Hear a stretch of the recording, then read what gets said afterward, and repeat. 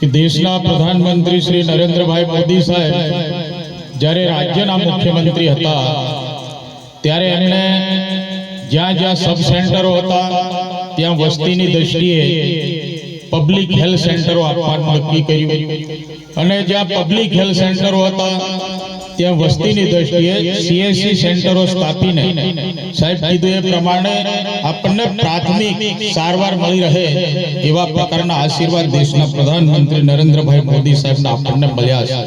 આ બિલ્ડિંગનું કામ 1.5 કરોડ રૂપિયા ઉપરની કિંમતે ભારતીય જનતા પાર્ટીની સરકારના રાજ્યના સન્માનીય મુખ્યમંત્રી ભૂપેન્દ્રભાઈ પટેલ સાહેબ અને આરોગ્ય વિભાગના માન્ય મંત્રી શ્રી ઋષિકેશ પટેલ સાહેબના આશીર્વાદ આપણને પ્રાપ્ત થયા છે। હજુ પણ 138 વિધાનસભા ક્ષેત્રમાં અત્યારે આપણા જિલ્લા પંચાયતના બેન શ્રીમતી મલકાબેન સાથે ચર્ચા ચાલતી હતી કે કન્નલવા ગામે અને રૂમડિયા ગામે બંને જગ્યાએ ક્યાંક થોડો પ્રશ્ન અટવાયો છે, એના માટે હજુ નક્કી કરી શક્યા નથી, પરંતુ ગમે તે બે ગામમાં આપણે હજુ પણ ત્યાં પ્રાથમિક આરોગ્ય કેન્દ્ર બનાવવાનું છે। એવી જ રીતે રંગપુર ખાતે પણ સીએસસી ના મકાન માટેની જગ્યા ઉપલબ્ધ થઈ ગઈ છે।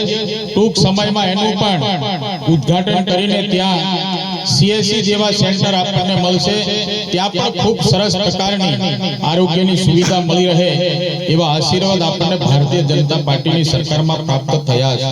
અહીંયા કલારાણી ગામે પણ સબ સેન્ટર ખૂબ જર્જરિત હાલતમાં છે, ત્યારે હું માન્ય કલેક્ટર શ્રી અને જિલ્લાના જિલ્લા વિકાસ અધિકારી શ્રી અને સીડીએચઓ સાહેબને પણ હું વિનંતી કરીશ કે ત્યાંનું સબ સેન્ટરનું મકાન પણ ખૂબ વ્યવસ્થિત વહેલી તકે કોઈ પણ ગ્રાન્ટમાંથી મંજૂર કરાવીને એનું પણ કામ જલ્દી થઈ જાય એવા પ્રયત્નો આપણે બધા સૌ સાથે મળીને કરવાના છે।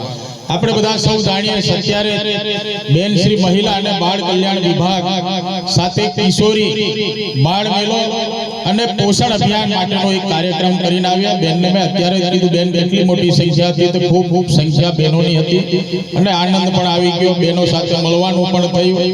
એટલે દેશના પ્રધાનમંત્રી નરેન્દ્રભાઈ મોદી સાહેબ માતા બહેનો માટે આપણા આદિવાસી વિસ્તાર માટે ખૂબ મોટી ચિંતા કરી છે। આપણે બધા સૌ જાણીએ કે આપણે મારો પોતાનો જ્યારે જન્મ થયો ત્યારે ક્યાં થયો આપણને બધાને ખ્યાલ છે, પરંતુ દેશના પ્રધાનમંત્રી નરેન્દ્રભાઈ મોદી સાહેબ રાજ્યના સન્માનીય મુખ્યમંત્રી ભૂપેન્દ્રભાઈ પટેલ સાહેબના આશીર્વાદો મળવાના કારણે આપણે બધા સૌ જાણીએ કે 100% પ્રસૂતિ આપણા પબ્લિક હેલ્થ સેન્ટર અને હોસ્પિટલોમાં થવાના કારણે માતા મૃત્યુદર અને બાળ મૃત્યુદરમાં પણ ખૂબ ઘટાડો જોવા મળી રહ્યો છે।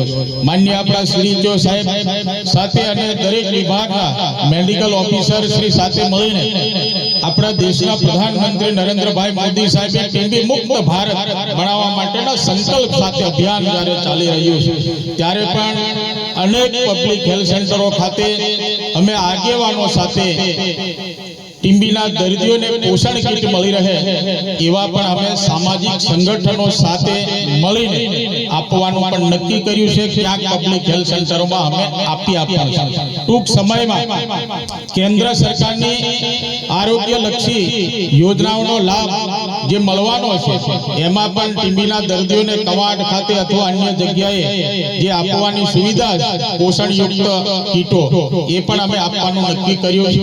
આપણે સૌ સામાજિક સંગઠનો, કારણ કે સરકાર ટીબી મુક્ત ભારત બનાવવા માટેના અભિયાનમાં સરકાર તો જોડાયું, સરકારની તો એમને કામ કરવું, સરકારને તો કરવું જ પડે, પરંતુ આપણે પણ બધા સામાજિક સંગઠનો એમાં જોડાઈને આપણા દેશના પ્રધાનમંત્રી નરેન્દ્રભાઈ મોદી સાહેબના સંકલ્પને સિદ્ધ કરવા માટે આપણે બધા સહયોગી બને એવી સૌની પાસે આશા અને અપેક્ષા પણ રાખું છું।